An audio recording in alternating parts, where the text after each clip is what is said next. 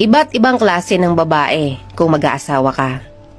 Kapag nag-asawa ka ng babaeng independent at business-minded, accept the fact na hindi niya maaasikaso ang bahay niyo 24/7. Kapag gusto mo naman sa babae ay inaasikaso ka full-time, accept the fact na hindi siya kumikita ng sarili niyang pera at may time na mapapabayaan ang kanyang sarili, kakaintindi sa'yo at sa anak niyo.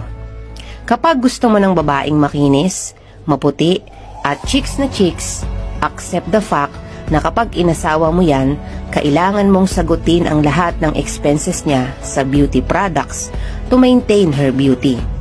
Kapag gusto mo ng babae na hindi ka bubungangaan, make sure na itatrato mo siya ng tama at tutulungan sa mga gawain.